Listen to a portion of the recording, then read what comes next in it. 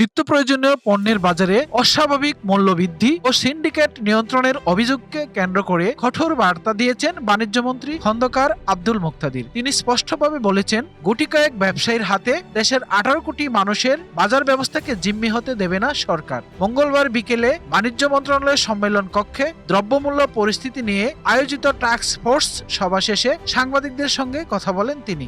এই সরকার কোনো ব্যক্তি বা কোনো গুটি কয়েক ব্যক্তির হাতে 18 কোটি মানুষকে জিম্মি হতে দিবে না। মন্ত্রী জানান, চাল, ডাল, তেল, চিনি ও অন্যান্য মৌলিক পণ্যের বাজারে স্থিতিশীলতা বজায় রাখতে সরকার নিয়মিত মনিটরিং করছে। তিনি বলেন, কিছু পণ্যের ক্ষেত্রে আমদানি ও সরবরাহ প্রক্রিয়ায় বড় ধরনের মূলধন প্রয়োজন হয়, যার কারণে সীমিত সংখ্যক বড় ব্যবসায়ী এসব খাতে আধিপত্য বিস্তার করে। তবে এই বাস্তবতাকে ব্যবহার করে কেউ যদি কৃত্রিম সংকট তৈরি করে বা বাজারে অস্থিরতা সৃষ্টি করে, তাহলে সরকার কঠোর ব্যবস্থা নিতেও পিছপা হবে না। তিনি আরো জানান, অনেক সময় স্পেকুলেশনের কারণে ইনফ্লেশন হয় এবং স্পেকুলেশনের কারণে দেখা গেল যে কোনো একটা পণ্য কেনার জন্য আমরা সবাই একদম অস্থির হয়ে গেলাম।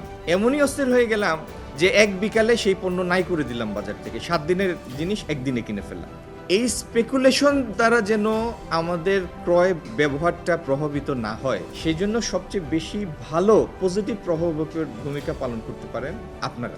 এ সময় জ্বালানি তেলের মূল্য বৃদ্ধির সম্ভাব্য প্রভাব নিয়ে সাংবাদিকদের প্রশ্নের জবাবে তিনি জানান, বিষয়টি নিয়ে সরকার সার্বিক পরিস্থিতি বিশ্লেষণ করছে। আন্তর্জাতিক বাজার ও অভ্যন্তরীণ অর্থনীতির দিক বিবেচনা করেই ভবিষ্যতে প্রয়োজনীয় সিদ্ধান্ত নেওয়া হবে বলে তিনি উল্লেখ করেন।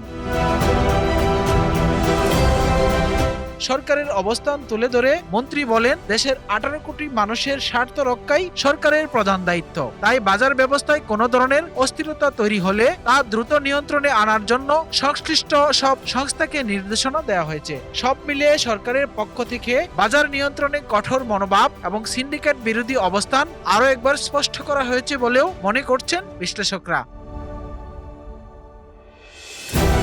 শহীদুল হক, বাংলাবাজার পত্রিকা।